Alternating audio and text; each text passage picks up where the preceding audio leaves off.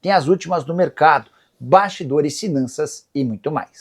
Fala aí pessoal, eu sou Jorge Nicola, bem-vindos a mais um vídeo do canal. Sempre bom ter vocês por aqui, sem perder tempo, só pedir para deixar like, se inscrever no canal e ativar as notificações. Bora começar o vídeo com aquele tradicional giro de notícias. E a primeira informação é sobre o Vasco, que conseguiu a rescisão do contrato de Zé Gabriel.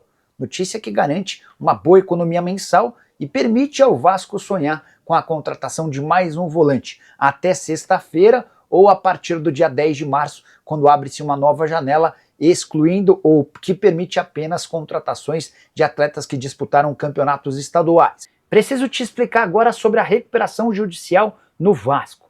O Vasco vinha, desde que foi comprado pela 777, seguindo o regime centralizado de execuções. Como é que funciona essa questão?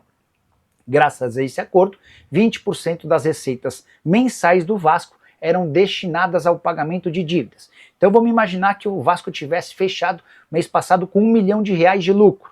R$200 mil seriam destinados ao pagamento das dívidas e o restante seria utilizado pelo Vasco. A avaliação do Pedrinho é de que o regime centralizado de execuções não funcionou com o Cruz Maltino.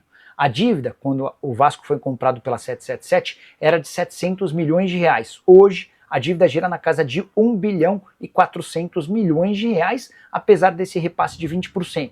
A grande questão está atrelada aos juros, que lá atrás eram de 6% e subiram para 13%. Então o Vasco vai pegando dinheiro para pagar, mas o juro é muito maior e a dívida só aumenta. Diante desse cenário, nessa segunda-feira, o Cruz Maltino solicitou à Justiça um pedido de recuperação judicial, que, se aprovado, vai permitir ao Cruz Maltino deixar de ter bloqueios judiciais que vão impedir que a grana entre. A partir daí, com a aprovação da Justiça, o Vasco procura os credores para tentar chegar a acordos de pagamento dessas pendências. Só para completar, Cruz Maltino que enfrenta o Flamengo nas semifinais do Campeonato Carioca nos 2 próximos sábados. Como é que está a situação financeira do Vasco? Deixa eu explicar rapidinho como é que funciona essa notícia da recuperação judicial.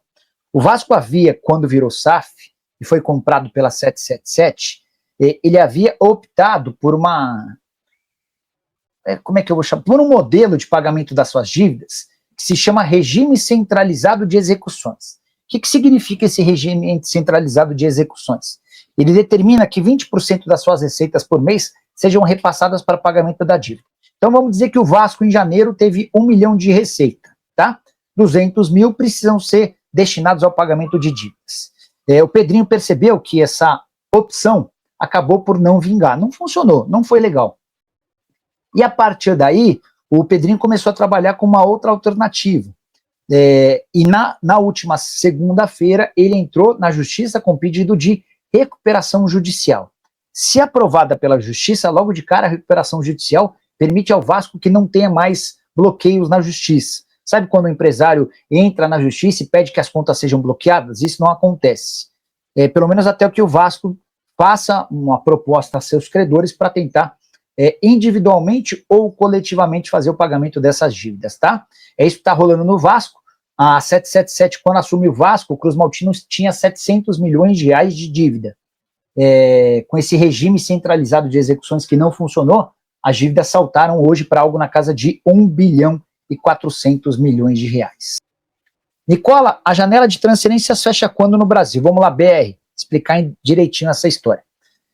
A primeira janela de transferências do ano de 2025 se encerra nessa sexta-feira, tá? A questão é a seguinte: os clubes de futebol no Brasil alertaram a CBF de que o fechamento da janela nessa sexta-feira iria trazer muito prejuízo para os times que estão disputando a reta final dos estaduais. Vamos citar, por exemplo, o Novo Horizontino. Digamos que o Novo Horizontino tivesse um grande destaque, Patrick, zagueiro que já foi da Luz, e o Patrick tivesse na mira, é uma suposição, é só um exemplo, tivesse na mira do Internacional. O Inter quer contar com o Patrick e quer comprá-lo. Para utilizar o Patrick nesse primeiro semestre, o Inter teria que obrigatoriamente contratá-lo até sexta-feira. E aí o Novo Horizontino ia para a reta final do Campeonato Paulista sem o Patrick. Para driblar esse problema, manteve-se a data de fechamento da primeira janela para sexta-feira. Mas eles vão criar uma segunda janela específica para transferências internas entre 10 de março e 11 de abril. Qual que é a característica dessa janela? Ela tem 1 mês e 1 dia de duração e vai permitir que apenas atletas que tenham disputado os campeonatos estaduais sejam negociados entre clubes do Brasil. Igor Gomes. O Igor é jogador do Atlético, interessa ao Internacional. O Roger Machado gostaria de ter o Igor Gomes. O Atlético não quer negociar o Igor agora. Está na reta final do Campeonato Mineiro. A partir de março, com o fim do estadual, o Atlético pode concordar em, por exemplo, fazer uma troca. Essa negociação pode acontecer. O Capasso, que nem sequer estreou pelo Vasco na temporada. O Capasso foi relacionado para o último jogo do Vasco contra o Botafogo, ficou no banco. Então, a partir de agora, ele está autorizado a fazer parte dessa segunda janela de transferências que vai acontecer entre 10 de março e 11 de abril, tá? O Antônio Carlos quer saber sobre o Lloyd Augusto.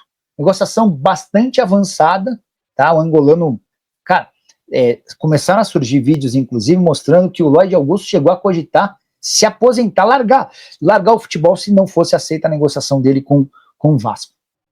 Acho que até por isso o mínimo que o torcedor do Vasco deve fazer é dar apoio para esse cara, né? Nicola, quero saber do Vasco da Gama, o Antônio Carlos Piscite. Antônio, só para contar um pouquinho do bastidor da reunião que aconteceu na sede da FERJ nessa terça-feira, o debate principal foi sobre o palco do confronto entre Vasco e Flamengo com o mando do Vasco. O Vasco trabalhou para jogar em São Januário. Mas aí começam aquelas coisas, não dá para jogar em São Januário, não dá, é difícil. O melhor seria que o jogo acontecesse no Maracanã. Aí o Vasco fala, tá, legal, agora vocês querem que eu jogue no Maracanã, mas quando eu quero jogar no Maracanã é uma dificuldade. E aí ficou essa treta, vai, não vai, vai, não vai, vai, não vai. A definição, jogo de ida entre Vasco e Flamengo será no Newton Santos. O pessoal da polícia também chegou a colocar dificuldades para a realização desse jogo no Newton Santos, afirmando que 2 dos setores precisariam ser fechados. No final das contas, o Vasco bateu o pé através da presença do Marcelo Santana e ficou combinado que Vasco e Flamengo se enfrentam nesse sábado, 1º de março, no Newton Santos, 18 horas. No outro sábado, 8 de março, também 18 horas, Flamengo e Vasco no Maracanã.